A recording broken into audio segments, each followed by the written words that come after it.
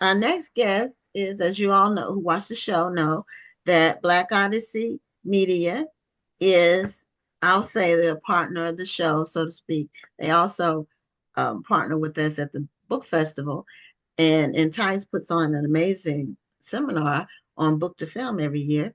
Well, Tarris Marie, this is her third time on the show because this is her third book, if I'm not mistaken, We love published Tarris. under the Black Odyssey Media umbrella. So, Terrence, welcome back to Black Authors Matter TV. And make sure you unmute so we can hear you. All right. Can you hear me now? Yes, yes. Oh, awesome. Thank you so much for having me. Welcome Well, back to thank the you for show. being here. Now you have this is your new book that's behind you.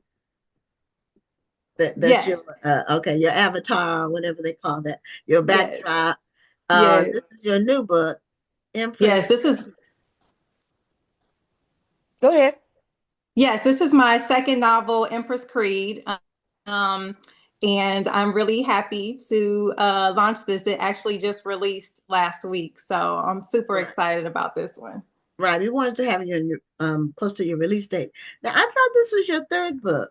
No, ma'am. This is my This is your second one. second book? Yes, ma'am. Okay. Well, tell us Well, about it. yeah, tell us Okay. about it. Okay. All righty. Well, Empress Creed is about well, it starts in the 1930s, and that's where it primarily takes place, actually. And it follows the life of the character Dulce Ella Monroe. And she is an aspiring seamstress, but mainly she is a queen pin, okay? And so she actually takes on in the south side of Chicago and also in Gary, Indiana, which is my hometown. She takes on the mayor as well as the Irish mob. Oh, Now, this is is a this bad book girl. connected to your other book? What was your other It book? What was your first book? was called Black Pearl. Black Pearl. Okay. So are they connected or is this a standalone? So the connection between the two is both of the main characters. This is Empress Creed, and in Black Pearl was Pearl. They are their love interests are savages. That's their last name. So this would be the great grand of Black, who's in Black Pearl, his family, like uncles and grandfather and all that. So that's When the you said connection. when you said savages, I was like, oh my God, they're beating them up or whatever. Oh But no no that's no their no. last name. I Yes, that's got their it when last you name. said there was a last name. No, no, it's the last Okay. name. No, Okay. it's the Savages. They come from. They started actually, and I kind of tell the backstory because I talk about it in Black Pearl through Okay. the character Black of how his grandfather started in Harlem in the numbers game, and so that's what I play with in this one. So you get to hear and learn about the numbers. You get to feel the artistic explosion that took place because they go to the Cotton Club in Harlem. So it's a very rich novel. I did a lot of research and Oh, I like to play in different eras. So my grandparents raised me, so I always had a love for the 1930s. And they're actually from the Midwest. And I wanted to take us there because, one, that's where I'm from, and also that's where my grandparents are from. I was just going to ask you if you did a lot of research for this. Mhm. What was it like to do this type of research? Because when I'll tell you, when you're researching a passion project, Mhm. everything is important. You start Absolutely. reading this, oh, I have to put this in the book. Oh, I have to mention this. How do you edit yourself to where you're not trying to include everything? And then how did you decide what you wanted to include, what would drive the story, and what was just maybe a nice to have or something you had decided to wait until next time for? Okay. So when I decided to write this story, I just wanted to write it, right? So I just wanted to not do any research. I wanted to see where these characters were going to go, see where they're going to take me. And so I'll make sure that I stay true to the adventure and the narration of the character first. And then I layered on with some of the research afterwards. So I Mhm. think that I always keep in mind that it's a fiction story, although it does take place in a real era. But I want to make sure that I stay true to the character. And Yes. so I didn't want, because she is a queen pin, and we're playing in Harlem and we're on these places. I didn't want to lose my readers, and I didn't want the character to get lost either, right? So I just wanted Right. to keep her on the journey that she was on first. And then, like I said, I layered on after the fact all the important details. I would say most importantly would be the language. I wanted to make sure I kept, us in that time period, and they talk about the bee's knees and, whatever. I really Yes. wanted to make sure that when she talks about her cigarette, her ciggy, all those types of little small things like that.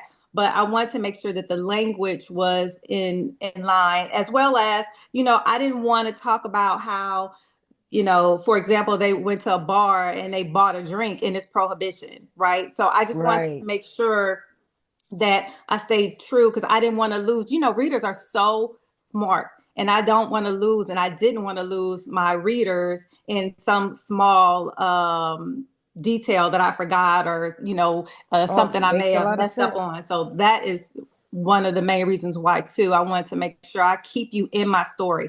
I wanted to make sure that you stay from beginning to the end with the characters. Oh, that makes a lot of sense because sometimes we may not do it on purpose, but we forget, hey, they didn't say pump the brakes back in the 1930s. We can't Right, we can't say that. right, right, right. Well, if So they did, they were talking about brakes on a car. You know, right, right, right, right. So yes, I definitely, I and then it helped me too that the music was so important during that time period. And I grew up listening to the Sarah Vaughan's, Ella Fitzgerald. My grandmother loved Johnny Mathis, the Ink Spots. That's what my grandfather used to Yeah. listen to. And he loved all the musicals and the movies of that time period. So I kind of was thrusted into that time period anyway, just because of how I was raised. And they love, both my grandparents love the arts. Mhm. So, watching Stormy Weather and, reading about Lena Horne and just all of those things. My grandfather bought me a book called Brown Sugar when I was a little girl, because he saw how much I loved the arts, and he wanted me to know where I had come from, because he could Yeah. tell that it was something that was in me, so I can know where to go. Right. So I started reading about all these different actresses and writers, and just diving into Dorothy Dandridge and Katherine Dunham, and just all these beautiful women that were in the story. In the book, I got to read about their lives, and it helped shape me as an artist today. That's awesome. So is this a pretty thick book? I would say it's a normal size. like What's a normal size? 250 pages 300? in there. Let me see. Yeah, roughly around there. Look, roughly around there. I mean, some Yeah, a people little feel over like 100 300. pages Mm-hmm. is the normal size. Yeah, 250 to 300 in there. But Yeah. Yep. now they're 300s. It depends on the book. I'm reading a book now that's it's over 300 because I'm right at 300 and I still have like a third to go. So um I was you reminded me of a video I saw recently, that the song "A House Is Not a Home" Mm-hmm. that Luther, you know, made famous. But and I think I may have, how the algorithms make things come up. So after I was watching something where Luther was singing, it was around the time recently when Luther's documentary came out. But Mm-hmm. the next thing on YouTube was a video of Ella Fitzgerald singing that same song. And she Mm. was singing it like in a nightclub. Okay. And she just put a whole different spin on Absolutely. Absolutely. That was it. my It was grandmother's favorite. amazing. Yes. Ella Fitzgerald could jam. So Mhm. yes. Yes. Yeah, she sang. She didn't like scream. She didn't do this any screaming or anything like that. She Hmm. had a somewhat deep voice, but she did like the higher notes falsetto. It was just really, really heartfelt and beautiful. So, Absolutely. Yep. I grew up listening to that. So just imagine that was every morning. My grandma would be doing the dishes or whatever, or and I would be listening to Ella Fitzgerald, Sarah Vaughan, and Johnny Mathis through our mm. record player. Nat King Cole, did she play Nat King Cole? Just a little bit. That was a little bit later, though. That was Yeah, later just a than little that. bit. Mhm. Hmm. But his videos come up too. They all had very smooth voices, just Absolutely. really, really impeccable tone, Absolutely. you know. So let's see your cut. Do you have your book with you? Because your body is blocking the cover Oh, behind you. look. Oh, okay, there we go. Can you see There it? Wanted. you go. Okay. All right, I let's love the start with cover. that. With the I love black the color heart, with the pops. pop. Uh-huh. All Yes, right. that's my girl. That's my That's girl. really Just say Ella nice. Monroe. Absolutely. Okay. So I like that cover.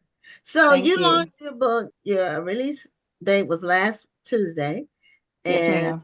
so how's the launch been how's your last week been? Yeah, it's been really good. I'm just getting started, and this is always my favorite time to be able to talk about the book and, share some of my insights. And this is just an exciting moment for me, just like with Black Pearl. And I still talk about Black Pearl because that's my baby. They're all our babies, right? When we Of write. Yeah, course, of that's Uh, course. true. Right, so we never forget about them, and but no, I'm enjoying it. I'm loving it. My press release just came out yesterday, so I'm excited to see what that will do. So yeah, it's just a wonderful time, and it's I just feel so blessed to be in this spot because we all don't get this opportunity to be able to have the backing of a publisher or to be able to even get the pages on get the words on the book, on the pages, and then Right. get the book out there. So I'm just grateful. And, it was interesting when I was writing this book, I was a little nervous, because it's a little different than Black Pearl. And when I was dreaming, it was so crazy. I went to sleep, and my African American history teacher from high school came into my dreams, and he just popped out of nowhere. His name was Mr. Wow. Lott, and he Mm. said, how you doing? I was like, oh, Miss Lott, I'm working on this book. This is me in a dream. I'm working on this book, and I'm trying to, he was one of my favorite teachers, by the way, just to let you Okay. know, and African American history teacher too. And so he taught us about this time period specifically too. So anyway, I was like, Mr. Lott, I'm writing this book and I'm nervous. And then he was like, girl, just write the damn book. And so I woke up and I was like, oh my God, like it sounds just like him. And anyway, I had shared that with his, because I hadn't talked to his daughter in years, and I had shared it with, well, I hadn't even shared it with the daughter yet, but she sent me a text that next morning out of the blue because she had saw me on the website. And I said, girl, I gotta tell you, so I just dreamt about your daddy. I didn't want you to think it was crazy. So I had told her what it was, and we were both just like so emotional. It was so crazy. But that's why I feel like, this launch is super important to me because I feel like, my grandparents, they definitely helped inspire me. Mr. Lott came to me in my dreams and told me to write the damn book. And so I just feel like, it's something special in my bones about this body of work. So I'm really happy to be able to share it with the world. Well, Oh, that's that's great. awesome. I'll tell you, and I've talked to a lot of people who have written historical fiction, and then when they get into that space, they don't want to leave. Mm-hmm. Is that Mm. you? Well, you know what? To be honest, yes and no. I because this character actually is part of a compilation that's way bigger. So I Okay. started writing this book that took place over a span of time period, actually over 100 years. And I fell in love with this character. So I pulled her out and she became her own novel. but I'm working on something that's a little bit bigger, and I'm playing with all the different eras through American history. And Mm-hmm. so that even takes us into the present tense. So, just stay tuned, stay tuned, stay tuned. I'm cooking. But yeah, I love this space. But primarily I love writing about flawed characters in Yes. different time periods, whether it's the past or in the present, because like I said, Black Pearl, it took place in the 90s, and that's my favorite era. Look, that's my favorite era because that's what, I grew up. And so I just love it all. I think that's to answer your question. I truly love it all. I found my place and my space as far as being a writer, and I'm just enjoying the ride. Beautiful, Mhm. beautiful. Well, And there's a group, online group that reads, and I'm going to refer you to her or her to you, whichever. Okay. I'm going to tell her about you, and then she can Okay. reach out if she. But they focus on historical fiction Mm-hmm. books about Black women, written by Mm. Black women. Ooh. And your Hey. book qualifies for that. I didn't realize that it was set in the 30s. Mm-hmm. So I'm going to reach out to her, and her name Yes. is Tammy. So if when she reaches out to you, which I think she will, because that's a very specific genre, and it has to be a Black woman author. It's a very narrow, and I think they pick a roster for the year. So I think they Mm. picked the roster for this year, Okay. but for next year, she said this was a challenge because finding that specific Mm. genre, historical fiction about a Black woman, written by a Black woman, Mm. there's not a ton of those released every year. right. Right. Right. So I am going to let her know about you. I love Yes. connecting people together. That's one of my favorite things. Yes. Thank you, Gwen. I love Yes, that. Thank you. making it work. And I'm here to, talk. And, I just gave you a little glimpse of my story, but I, of course, have so much to share. So, um, I would love to be able to speak with her or, whatever. So that would be amazing. Thank you. Yeah, you're welcome. So, how much input did you have about the cover of the book? Oh, yes. So, of course, I work with Entice, Mm-hmm. and I had a vision, and so she understands. She's amazing. Period. Mhm. She's a great person. It is. Just, It's very just amazing. easy to get along with. Oh my God, I just And love not her to everybody is pieces. easy to get along with, but in time, Right, it's easy. She's very easygoing, right, but very, very business like. I mean, she's on it. When I email her, I don't care what time. If it's before 1 a.m., right. I get a response back that Same at here. right away. Absolutely. Because And I'm up late so, doing stuff, and I know that she's probably up. When I do it, some people I schedule it for the next morning. mhm. But with her, I go ahead and send it because I know Burn the midnight oil. Burn that midnight oil. Absolutely. Right, right. Yes. So it was super easy. We worked really well together. So she understood what I was going, and then I understood, and we were talking back and forth, and we came with something, working with an artist that was very beautiful and captured the time period, and also I feel captured the actual main character, the essence of her.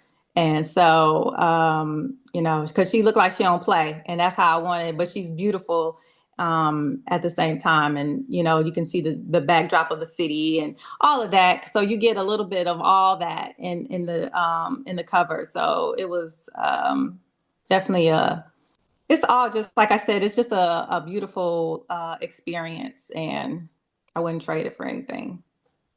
Awesome. Well, well, I'm happy for you. me too. That's great. Yeah, I'm proud of you because this is a huge undertaking. To do historical fiction is a huge undertaking in and of itself. It But for is. you to have respected the time period, respected the history, while still presenting a great story with a very strong female character, that takes a lot. Thank you. Thank you. Yeah. Now, did your grandparents get a chance to read the book while you were writing it? Have they read it since it came out? No, they have passed on. So I just Oh, okay. I didn't yeah. realize that. Okay. Yeah, so I just use some of the things from my past and the love that I have in my heart for both of them because, like I told you, they raised me since I was from birth. So my Oh, grandmother actually am named after her because her name is Tarris. Oh, So nice. okay. yes, Wow. they watching me from heaven, honey. Yes, Yeah. Oh, mm-hmm. Cheering Well, me on. that's great. Now, that's when you sweet. did your research, what kind of Mm-hmm. things did you do to research the time period?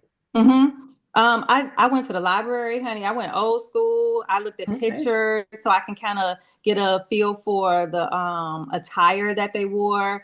Again, I looked up some of the language. I watched a ton of rewatched some of the movies just to make sure because Mm. and I mean not movies of recent, but I mean the movies from that time period. I think Stormy Weather is 1930s if I'm not mistaken.